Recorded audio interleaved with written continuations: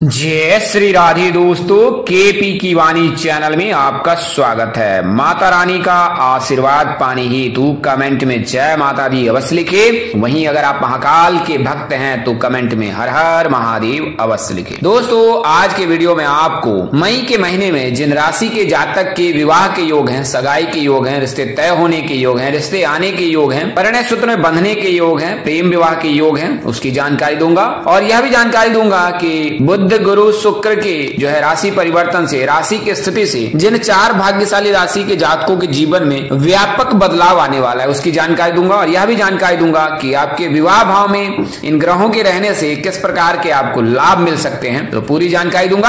आप वीडियो में बने रहें। साथ ही दूरी, दिशा, नाम, अक्षर यह भी बताऊंगा। अगर आप कोई सवाल अथवा परामर्श देना चाहते हैं तो आप सवाल कर सकते हैं, परामर्श दे सकते हैं, कमेंट बॉक्स में भी दे सकते हैं, डिस्क्रिप्शन बॉक्स में नंबर भी दिए गए हैं, आप वहां भी नंबर नोट कर आप व्हाट्सएप के जरिए संपर्क कर सकते हैं। आपको बता दें, केपी की वाणी एकमात्र ऐसा चैनल है जिस पर केवल और केवल विवाह संबंध की जानकारी दी जाती है। इसका तात्पर्य यह नहीं है कि विवाह संबंध को छोड़कर अन्य जानकारी नहीं दी जाती है। आप अपने बच्चे की जन्म कुंडली बनवा सकते हैं, अपना भविष्य जान सकते हैं, करियर कारोबार की जानकारी प्राप्त कर सकते हैं, सेहत की जानकारी प्राप्त कर सकते हैं। इसके अलावा भाग्योदय कब होगा, आपके जीवन में किस प्रकार के बदलाव कब आने वाले हैं और किन चीजों को आपको ध्यान रखना है, तो ये जानकारी अब आप केपी की वाणी से प्राप्त कर सकते हैं। वहीं जब आप विवाह की कुंडली बनवाते हैं तो आपको विवाह संबंध की पूरी जानकारी दी जाती है कि आपकी शादी कब होगी, कहाँ होगी, कैसे होगी, किससे होगी, किस दिशा में होगी, कितनी दूरी पर होगी, किस नाम से होगी, किस राशि से करनी चाहिए, जीवन साथी का रंग, रूप, स्वरूप, स्वभाव और उनका करियर कैसा रहेगा,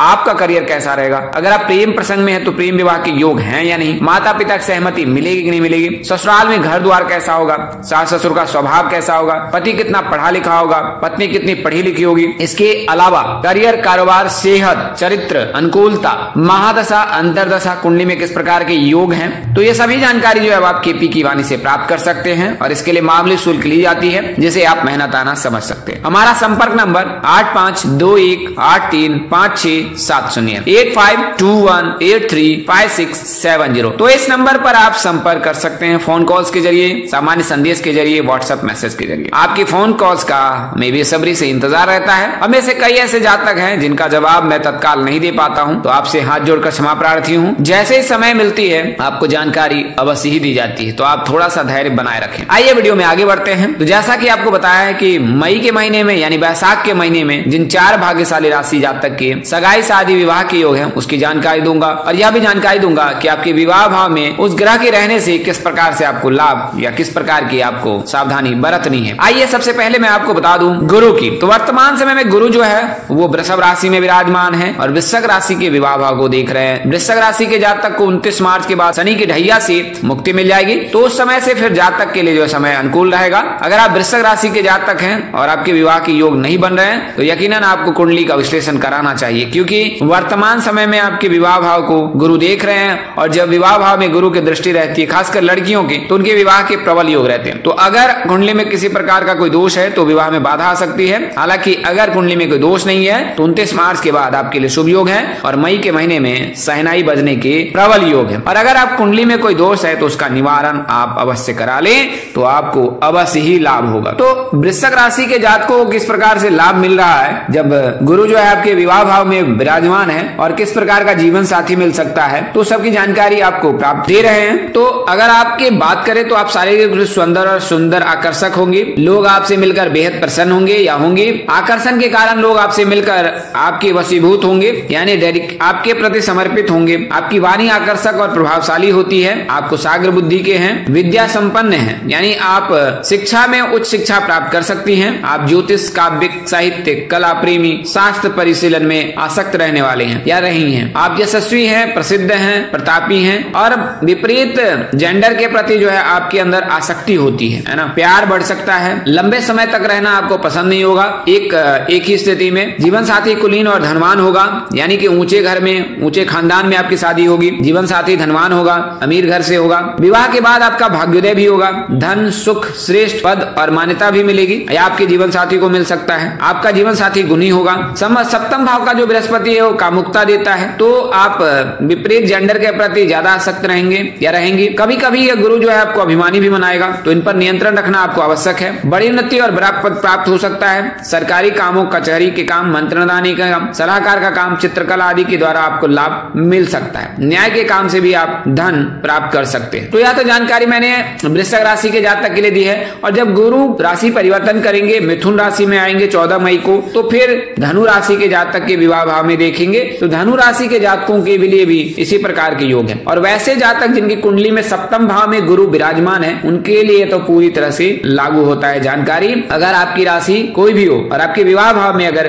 गुरु विराजमान है, देवगुरु बृहस्पति उपस्थित है, तो आपको ये सभी प्रकार की जो है लाभ प्राप्त होंगे। तो गुरु के जो है राशि परिवर्तन से या वृषभ राशि में विराजमान रहने से जो वृश्चिक राशि के जातक और धनु राशि के जातक के विवाह के योग हैं, तो वृश्चिक राशि के जो भी जातक हैं उनके लिए दक्षिण और पूर्व दिशा में, और धनु राशि के जो भी जातक हैं उनके दिशा जो है उत्तर और पूर्व दिशा में विवाह के योग है। धनु राशि के जातक के लिए जो मेष राशि के जातक उत्तम होते हैं, वहीं वृश्चिक राशि के जातक के लिए सिंह राशि के जातक, कुंभ राशि के जातक उत्तम होते हैं। अगर धनु राशि के जातकों की बात करें तो ए नाम से विवाह करना, डी नाम से विवाह करना, पी नाम से, आर नाम से विवाह करना श्रेष्ठकर होता है। वहीं अगर आप बात करें वृश्चिक राशि की तो सिंह राशि के जातकों से, मिथुन राशि के जातकों से, कुंभ राशि के जातकों से विवाह करना उत्तम होता है। तो या तो दो राशियों की मैंने जानकारी दी है जिनके गुरु के चलते जो विवाह के योग बन रहे हैं। 14 मई तक वृश्चिक राशि के और 14 मई के बाद जो है धनु राशि के जातक के मई के महीने में विवाह के योग। तो प्रथम मई से लेकर 14 मई तक जो है वृश्चिक राशि के जातक के और 14 मई से लेकर 31 मई तक जो है धनु राशि के जातक के विवाह के योग बन रहे हैं। आइए मैं आपको बुध की राशि परिवर्तन से स्थिति बताता हूँ। तो बुध वर्तमान समय में, जैसा मैंने आपको अन्य वीडियो में बताया, वर्तमान समय में भी बता देता हूँ, मीन राशि में विराजमान है और 7 मई तक जो ये मीन राशि में विराजमान रहेंगे। आसान शब्दों में कहे तो 6 मई तक, 7 मई को जो प्रातः काल में ही जो ये मीन राशि से निकलकर मेष राशि में गोचर कर जाएंगे। और जब मेष राशि में गोचर करेंगे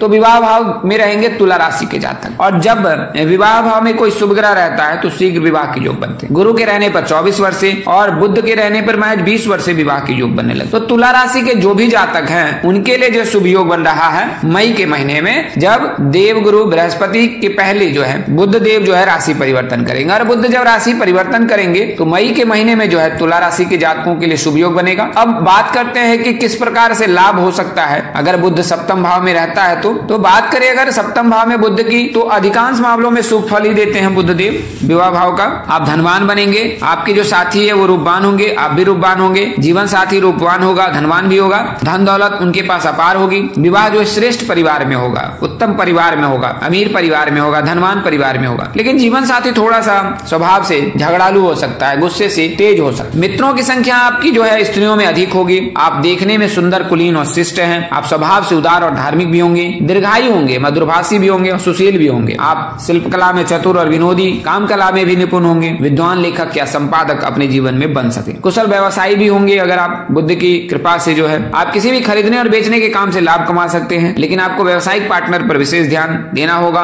और पार्टनरशिप से बच के रहना होगा। लड़ाई या वाद विवाद से बचना होगा, अन्यथा उसमें पराजय की संभावना अधिक रहेगी। आपको भेद करते हुए सात्विक चीजों का ही सेवन करना चाहिए। तामसिक चीजों से आप दूर रहें और सात्विक चीजों का सेवन करें। तो बुध जो है ये स्थिति तुला राशि के जातकों के लिए, तुला राशि के जातकों को शुभ लाभ प्राप्त हो सकता है अगर आप तुला राशि के जातक हैं। बात करें विवाह के लिए तो इनके लिए जो है अगर आप तुला राशि के जातक हैं तो आपके लिए जो शुभ दिशा है वो जो है पश्चिम है। पश्चिम दिशा में भी विवाह के योग हैं, इसके अलावा दक्षिण में भी है, पूर्व में भी है। वहीं बात करें अगर नाम अक्षर की तो एस नाम के जातक, जी नाम के जातक, एम नाम के जातकों में से किसी एक नाम के जातक के साथ आपके विवाह के योग बन रहे हैं। बात करें अगर राशि की तो अगर आप कन्या राशि, मीन राशि और धनु राशि के जातकों से विवाह करते हैं तो ज्यादा श्रेष्ठकर होता है। नाम मैंने बता दिया है, दिशा भी बता दी है। तो तुला राशि के जातकों के लिए शुभ योग है मई के महीने में। और अंतिम जो राशि है वो कन्या राशि है, जो कि शुक्र की स्थिति जो कुछ इस प्रकार से है। उस शुक्र के चलते कन्या राशि के जातक के लिए शुभ योग है। अगर आप कन्या राशि के जातक हैं तो आपके विवाह के योग हैं, आपके लिए समय उत्तम है। अगर विवाह प्रस्ताव आ रहा है तो आप हाँ कह सके हैं, आपको अवश्य लाभ प्राप्त होगा। कन्या राशि के जो भी जातक हैं, कन्या राशि के जातकों के लिए सही समय रहेगा उस समय में विवाह के लिए 31 मई तक। अगर बात करें कि अगर जीवन साथी के भाव में शुक्र रहे तो किस प्रकार से लाभ प्राप्त हो सकते हैं, तो आकर्षक होता है व्यक्ति, या आप दिखने में सुंदर होंगी या खूबसूरत होंगी। इसके अलावा